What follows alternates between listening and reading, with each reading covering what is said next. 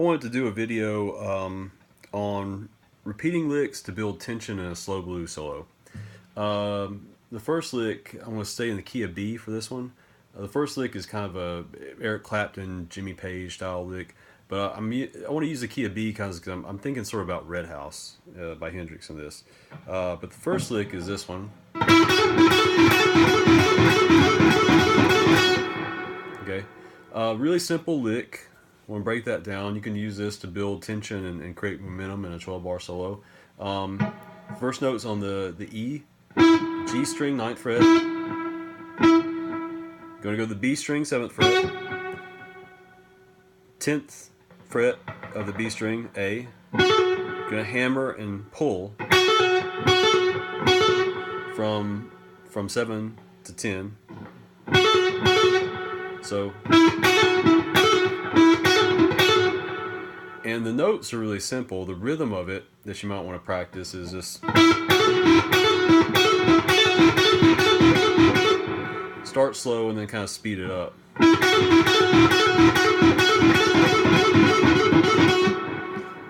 Very Eric Clapton, but Jimmy Page also used this lick at the end of his solo on the song "Rock and Roll" by Led Zeppelin, and he did it in A, so it was like that.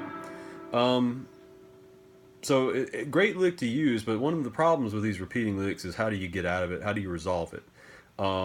Because you can get stuck playing this repeating lick on and on for several bars, and at first it's good, it builds tension, but then your audience is going to get tired of listening to it. So I usually will walk my way out of that lick I'll hit a big bend here on the A, I'll bend it up to B, I'll bend it up to the root,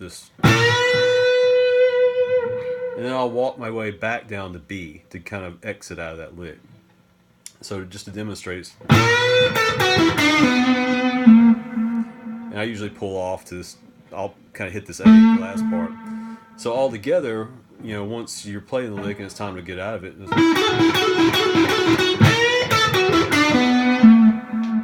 like that. So the walk down to get out of the lick, once again, a big full step bend, the B string, the 10th fret, up to B, then down the 7th fret, then down to the 9th fret on the G string, which is the E note, down to the 7th fret, the D, and then hit your B.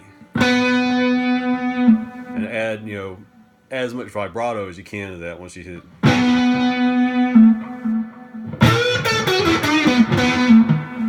Another thing you can do there is you're walking down, you can also hammer onto that major third. So,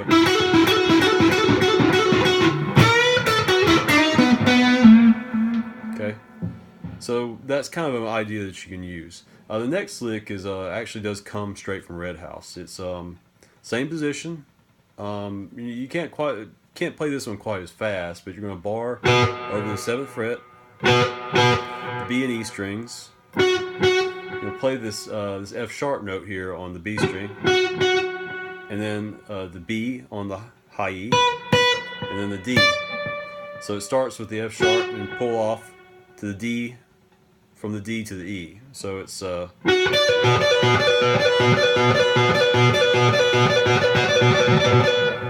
and that's in the Red House solo. And once you get that down, it's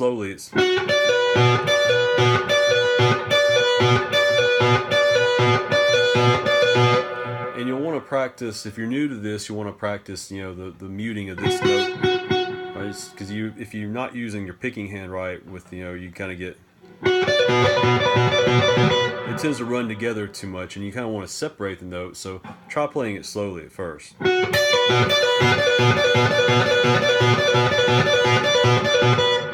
Okay. How do you exit out of that? Similar to the way that I got out of the first one. A big full step bend, the 10th fret. I'm going to bend it up to E this time, so it's,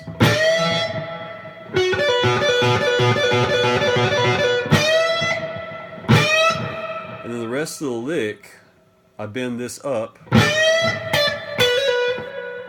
and I come down. So I bend it up, and then come down, then hammer from 7 to 9, then hit the 10th fret on the B string. So far as. So you may want to get that part down slowly. Hammer on from 7 to 9, 10th fret B string, then back up to 7th fret E string. And then the next part is a big full step bend on the B string, bending again up here to B.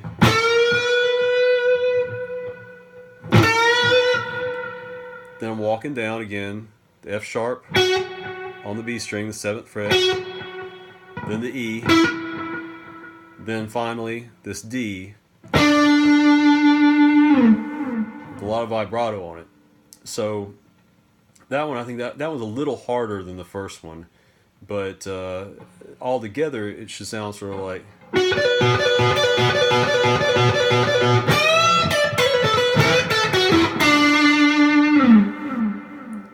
And that's a great way to exit out of that lick. The difference there is the resolution on the first lick. I went to the B and resolved it on the 1.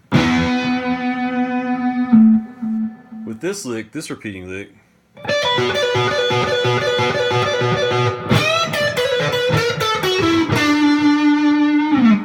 I'm resolving on the 3rd, minor 3rd, by hitting that D. On both those licks, when you come out of them, you're going, hit them with hit that note that you're resolving to with a lot of vibrato. But great licks, and that's kind of how you get out of them, just by walking back down and hitting a root note or hitting a 3rd. So hopefully you find this useful, and I'm probably going to do a second part to this lesson.